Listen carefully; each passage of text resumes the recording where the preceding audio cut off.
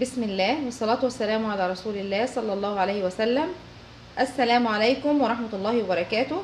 أهلا وسهلا بكم في فيديو جديد من قناة الحياة أبسط من البساطة. هعمل معاكم النهاردة المسقعة بالبشاميل. هي دي اللي انتوا شايفينها قدامكم.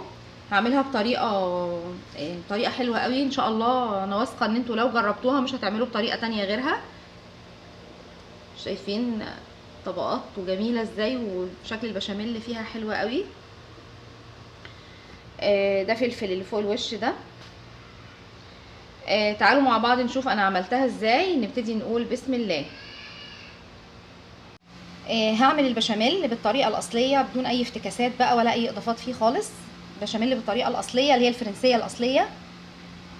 هنا عندي 3 معالق دقيق، عليهم 3 معالق زبدة، سمنة، زيت زي ما انت عايزة، بس طبعا يفضل ان تكون سمنة أو زبدة. الدقيق بيبقى على قد السمنه، يعني حطيتي 3 معالق سمنه، حطي 3 معالق دقيق، 4 معالق دقيق، 4 معالق سمنه، المهم بيبقوا قد بعض. هقلبهم بقى واخلطهم في بعض كده. هقلب فيه وبحيث ان انا اسوي الدقيق بس من غير ما اديله لون. يعني مش عايزه اديله لا لون بني ولا حتى لون بيج فاتح، انا عايزه الدقيق يعني ابيض زي ما هو بس مستوي. هفضل اقلب فيه كده. انا بحب احط كده في النص فص مستكه وانا بحمر الدقيق. مش عايزه مستكه مش مشكله، بس انا بحبها بتدي ريحه كده وطعم حلو قوي.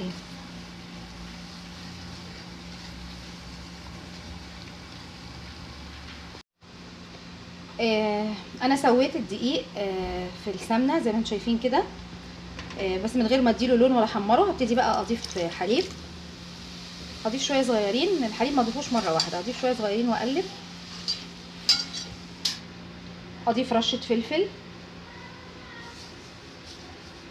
وملح واقلب.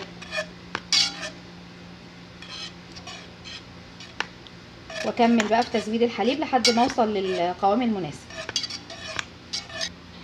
هو كده خلاص. وصلت للقوام المطلوب وطفيت عليه النار. ده القوام بتاعه شايفين. هسيبه بقى اركنه على جنب واسيبه يبرد. القوام طبعا هيتقل شويه، يعني لما يبرد هيتقل شويه. هسيبه يهدى كده ويبرد على ما اوضب بقيه الحاجه. دلوقتي هعصج اللحمه المفرومه. اول حاجه على النار حطيت بصله مع معلقه سمنه. وهسيبها يعني تبقى لونها يعني جولد فاتح كده، مش عايزه احمرها قوي. البصل وصل معايا للون اللي انا عايزاه، اللي هو اللون الجولد الفاتح او يعني مصفر بس كده. هضيف بقى عليه اللحمه المفرومه. بس اللحمه المفرومه هبتدي اقلبها بقى.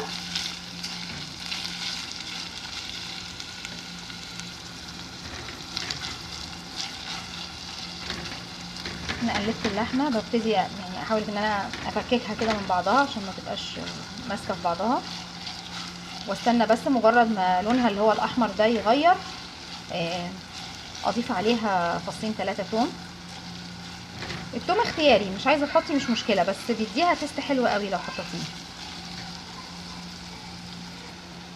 مجرد ما لون اللحمه غير بالشكل ده بحط عليه رشه ملح، رشه فلفل، واقلب. وضفت التوم، فصين 3 توم كده تضيفيهم واقلب. وازود معاها ورقه لورا او ورق غار وفص قرنفل واقلبهم.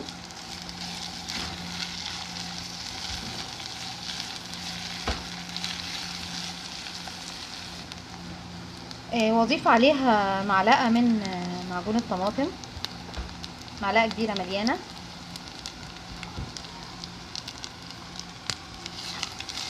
واقلبها فيها واسيبها تستوي بقى براحتها. انا موطيه النار على فكره. وازود عليها حوالي نص كوبايه ميه. واغطي بقى واسيبها تستوي براحتها. انا مش عايزه اللحمه المفرومه يعني ناشفه، انا عايزاها جوسي كده عشان تنزل بقى على المسقعه وكده، يعني ما تخليهاش ناشفه يعني. لو عندك طماطم اعصري كده طماطمتين وحطي عصير الطماطم بدل الميه اللي انا زودتها. انا ما عنديش طماطم خلصانه من عندي، فعشان كده حطيت معجون الطماطم وزودته اللي هو نص كوبايه الميه دي. يا اما انتي ممكن تعصري زي ما قلت لك كده طماطمتين وتحطيهم كده كعصير وتستوي بيها. هسيبها بقى كده، انا مغطيه عليها، هسيبها تاخد وتدي مع نفسها شويه كده وبعدين اطفي. انا دلوقتي طفيت على اللحمه المفرومه خلاص، سايباها جوسي كده زي ما انتم شايفين. ابتدي بقى ادور على القرنفلايه واطلعها، وورقه اللورة واطلعها.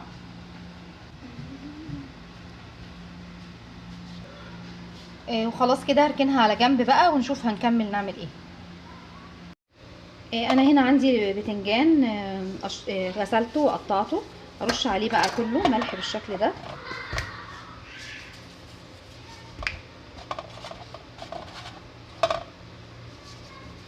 وعادي هو هيتشطف تاني بعد ما ينزل ميته، انا عايزاه ينزل كل ميته عشان ما يشربش زيت. برش عليه ملح كده، وهرش على كل الكمية يعني البتنجان كله هقطعه شرايح بالشكل ده، وهرش عليه كله ملح، وهركنه على جنب ينزل كل ميته وبعدين ابقى اشطفه. وهنا عندي بطاطس قشرتها وقطعتها حلقات زي ما انتم شايفين بالشكل ده. وغسلتها كويس ونقعتها في ميه بملح. دلوقتي صفيتها من الميه بملح بتاعتها وخدتها شطفه. وعلى النار بقى هحمرها في الزيت. حطيت البطاطس في الزيت تتحمر بالشكل ده، مش هحمرها قوي يعني، هخليها لونها برده فاتح شويه. البطاطس انا مش عايزاها تغمق عن كده، انا مش عايزاها لونها غامق. والناس اللي هي ما بتحبش الزيوت ويعني والتحمير والحاجات دي في اكلها، ممكن يعني دوب بس ترش عليها معلقه زيت كده وتدخلها الفرن، او تحطها نيه. بس هي يعني طعمها وهي متحمره طبعا احلى من انها تتحط نيه. مش حابه انتي وحابه تحطيها نيه عادي براحتك. مش حابه تقليها في الزيت وتاخديها كده تحميره بسيطه تحت الشوايه في الفرن مع معلقه زيت واحده كده، او يعني مسحه زيت بالفرشه، عادي براحتك. بعد ما شلت البطاطس، انا حمرت البطاطس الاول في الزيت، بعد كده شلتها حطيت مكانها البتنجان برضو ياخد لون، مش عايزه اغمقه قوي. البتنجان انا مش عايزاه متحمر اكتر من كده، يعني كده حلو قوي يعني كده. ابتدي بقى اطلعه.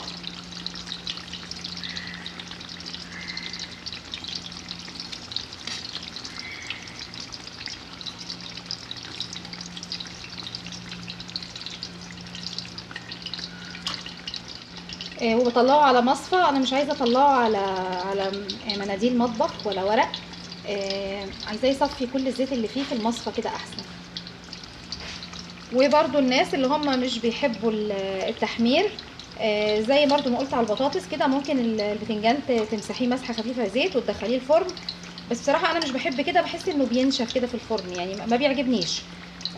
بس لو انت مش عايزه زيت كتير يعني وكميه زيت في اكلك وكده اعملي كده، او برضو حطيه ني ولكن مش هيبقى بنفس الطعم بتاع التحمير. بعد ما شلت البتنجان من على النار، انا كان عندي فلفل اخضر غسلته وقطعته حلقات، برضو هاخده تحميره خفيفه كده في الزيت. هنا عندي الصينيه اللي انا هعمل فيها. هجيب بس كده طبقه خفيفه كده من البشاميل، هحطها في الارضيه.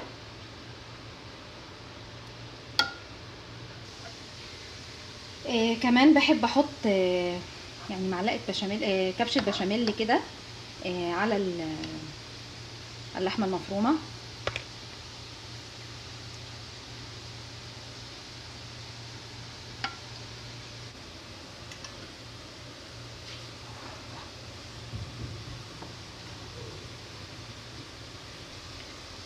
رصيت طبقه من البطاطس بالشكل ده. هاجي هنا بقى للصينيه. انا بعد ما رصيت طبقه البطاطس هرص فوقيها طبقه من البتنجان بنفس الطريقه فوقيها كده. رصيت طبقه البتنجان، وبعدين فوقها حطيت طبقه من اللحمه المفرومه. تمام كده. هرص تاني صف بتنجان وفوقيه صف بطاطس.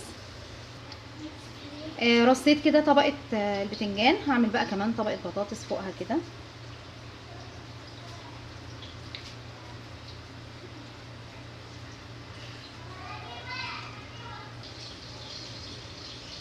رصيت البطاطس. الفلفل بقى اللي هو كنت عاملاه حلقات هحطه بقى كده فوق الوش.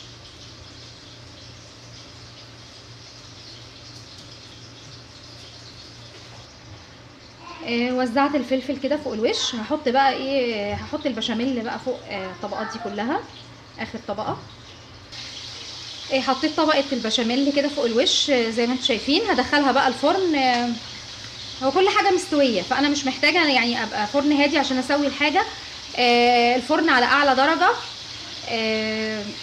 مجرد بس ما الوش يحمر هطلعها على طول. وادي صينيه المسقعه بالبشاميل بعد ما خرجتها من الفرن. يعني لسه مخرجاها من الفرن سخنه، سبتها بس يا دوب هديت 5 دقايق بس. لكن لسه سخنه. ده شكلها.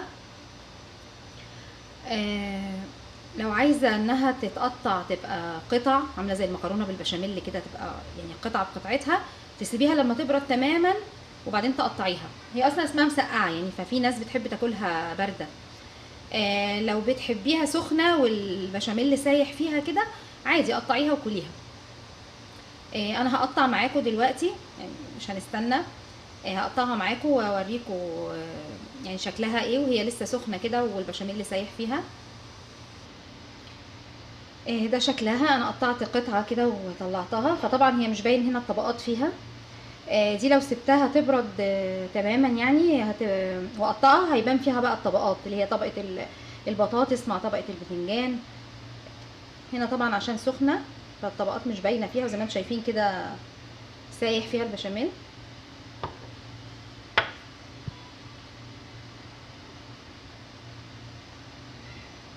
شايفين البشاميل اللي نازل عليها. انا بحبها كده، انا بحبها والبشاميل اللي سايح فيها كده وجميل. بحب اكلها انا في الوقت ده، ما بستناش اما بتبرد بصراحه.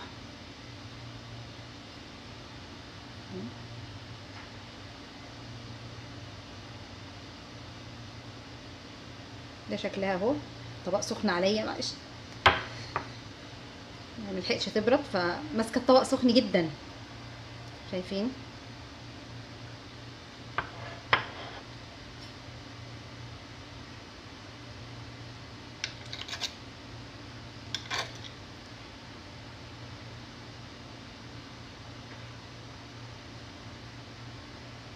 هدوقها معاكم بقى. بسم الله. رائعه بجد، جربوها وان شاء الله هتعجبكم الطريقه. ودي المسقعه لما بردت انا وريتها لكم. قطعت قطعه منها وهي لسه سخنه.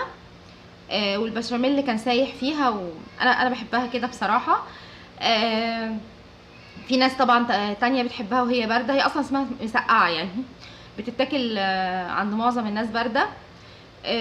دي كده لما بردت. شايفين؟ ده شكل القطعه، عامله زي ما تكون قطعه مكرونه بالبشاميل يعني، طالعه قطعه متماسكه. اهي شايفين الطبقات فيها.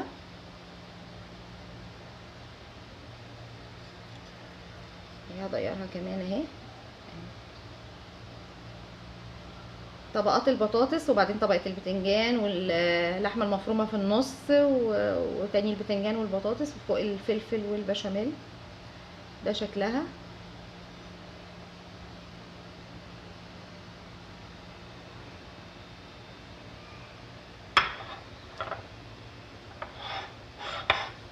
ادي شكلها اهي.